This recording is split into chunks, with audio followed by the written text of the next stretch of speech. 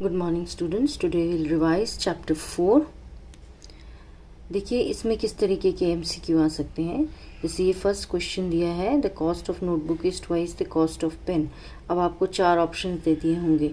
आपको यहाँ पे ये भी स्पेसिफाई किया जाएगा कि cost of notebook is x and that of pen is y।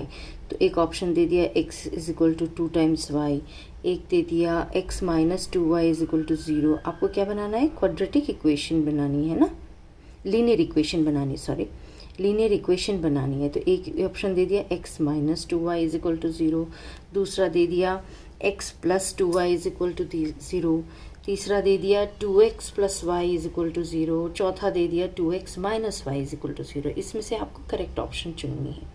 इसी तरह क्वेश्चन नंबर 2 में आपको दे दिया कि स्टैंडर्ड फॉर्म तो है ax plus B Y plus C equal to 0। अब कोई भी एक इक्वेशन दे दी, उसमें से आपको a की वैल्यू के लिए 4 ऑप्शंस दे दिए, या b या c या तीनों के लिए भी दे सकते हैं।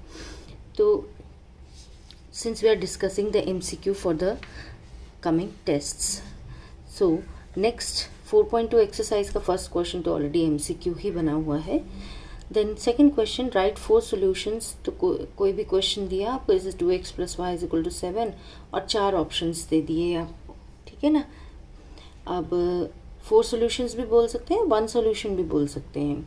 सिमिलरली आपको इक्वेशन दी हुई है x minus 2y is equal to 4 और आपको ये 4 ऑप्शंस दे दिए, उसमें से कौन सी सॉल्यूशन करेक्ट है। ये क्वेश्चन MCQ का बन गया। इसी तरह से आपको दिया है find the value of k if x is equal to 2 y is equal to 1 is the solution to 2x plus 3y is equal to k। क्योंकि ये सोल्यूशन है, आपने x और y रखा और k की वैल्यू फाइंड की, और इसके लिए आपको 4 ऑप्शंस दे दिए। You have to tick the correct options. Then आगे चले हम, तो अब ये ड्रॉ द ग्राफ तो हम MCQ में आपको दे ही नहीं सकते हैं, है ना। तो अब जैसे क्वेश्चन नंबर 3 है, if the point 3, 4 lies on the graph of the equation 3y is equal to ax plus 7, और आपको कहा जाए कि find the value of a। 4 options दे दिए, आपको क्या करना है, 3 एंड 4, x की जगह पे 3 रखना है, y की जगह पे 4 रखना है, a की वैल्यू निकालनी है। आपको MCQ के लिए 4 ऑप्शंस दिए जाएंगे, उसमें से जो भी करेक्ट ऑप्शन होगा वो आप टिक मार्क लगा देंगी। इसी तरह ये वर्ड प्रॉब्लम अगर दे दी जाए आपको, तो इसकी 4 इक्वेशंस बना के आपको ऑप्शंस में दिए जा सकते हैं। You have to tick the correct option. Then there are some more question. जैसे आपसे बोला जाए what is the equation of X axis. X axis की क्या इक्वेशन है, उसकी 4 ऑप्शंस दे दी। करेक्ट ऑप्शन होता है y is equal to 0। Similarly equation of y axis क्या होता है, x इज इक्वल टू 0। तो आपको इसमें से जो भी आपको 4 ऑप्शंस दिए जाएंगे, उसमें से करेक्ट ऑप्शन को ढूंढना होता है। देन ये क्वेश्चन है, जैसे गिव द ज्योमेट्रिक रिप्रेजेंटेशन, तो आपको आएगा नहीं। आपको यही आ सकता है कि अगर y is equal to 3 expression है, तो उसको 2 वेरिएबल्स में कैसे लिखेंगे, 0x plus 1y is equal to 3। इसी तरह दूसरा है आपके पास 2x plus 9 is equal to 0। ये तो 1 वेरिएबल में दिया है। अब इसी को 2 वेरिएबल्स में लिखना हो तो आप क्या लिखेंगे, 2x plus 0y is equal plus 9 is equal to 0। इस तरह से ये छोटे छोटे क्वेश्चंस आपके हैं जो इसमें MCQ में बन सकते हैं। एक और बन सकता है, जैसे आपसे पूछा जाए what is the graph of line parallel to y axis है अगर, तो उसको हम कैसे रिप्रेजेंट करेंगे। तो करेक्ट ऑप्शन है x is equal to a।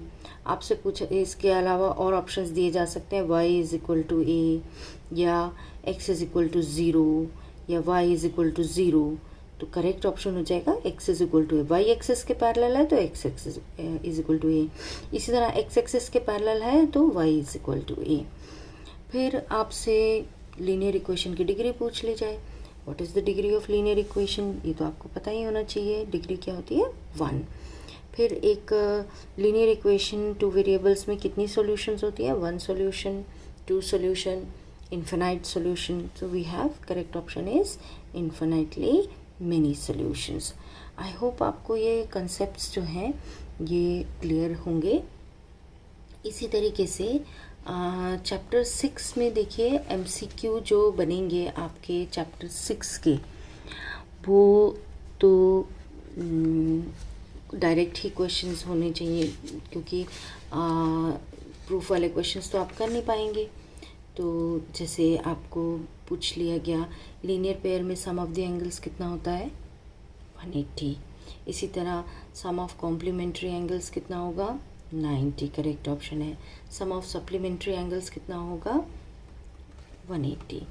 और आपसे पूछ लिया जाए acute angle is less than 90, right angle is 90, obtuse angle is more from 90 to 180, than zero angle is 0 degree. आपको जो भी ऑप्शंस दिए होंगे उसमें से करेक्ट वाला ढूंढना है, ठीक है ना। देन आपसे पूछा जा सकता है जैसे vertically opposite angles are equal, options दे दिया equal, unequal, none of the above, है ना। इस तरह से कुछ भी आपको दे सकते हैं, या ट्वाइस करके। तो आपको पता होना चाहिए vertically opposite angles are always equal. Then क्योंकि ये ज्योमेट्री है, आपको MCQ वैसे ही क्वेश्चंस होंगे जिसमें कि आपको कुछ भी एंगल्स वगैरह कैलकुलेट करने पड़ेंगे। जैसे आपका क्वेश्चन नंबर 1 है, आपको ये कैलकुलेशन करना पड़ेगा, है ना। तो इस तरीके के क्वेश्चन आ सकते हैं। एक्सरसाइज 6.1 का आपको क्वेश्चन दिया है, line AB and CD intersect at O, AOC BOE is 70 and BOD is 40, find angle, कोई भी एक दे दिया, BOE दे दिया, तो वो आपको कैलकुलेशन आप अलग से रफ में देंगे और टिक मार्क कर देंगे करेक्ट ऑप्शंस को। इसी तरह क्वेश्चन नंबर यहाँ पर भी आपको फाइंड C है, तो आपको कैलकुलेशन करना है, A + B 90 हो जाएगा, तो 2x + 3x 90, 5x is 90, x की वैल्यू आपने फाइंड आउट कर लेनी है ना। और यहाँ पे लेकिन हमें फाइंड आउट क्या करना है, we have to find this angle C। तो अब इससे आपको B एंगल कैलकुलेट हो जाएगा। जब B आ गया तो B + C आपका 180, लीनियर पेयर लगा के आप C एंगल कैलकुलेट कर सकते हैं। तो इस तरीके के क्वेश्चंस आपके चैप्टर 6 से भी बन जाएंगे। देन आपको पता होना चाहिए अगर लाइंस आर पैरेलल, देन आपको ऑप्शंस दे दिया corresponding angles are equal, corresponding angles are not equal, adjacent angles are not equal. Correct option क्या होगा कॉरस्पॉन्डिंग एंगल्स आर इक्वल, या आपको alternate interior angles are equal. ये जो स्टेटमेंट्स हैं ये आपको याद रखनी है, इन्हीं में से आपका MCQ बनाया जा सकता है। देन एक्सरसाइज जो है आपकी 6.3 में से ये देखिए फर्स्ट जो है क्वेश्चंस, 4 क्वेश्चंस तो सब कैलकुलेशन वाले हैं, एंगल्स वाले। आपको क्वेश्चन दिया हो, अपने आप रफ में फिगर बनाइए और उसमें कैलकुलेशंस कर दीजिए।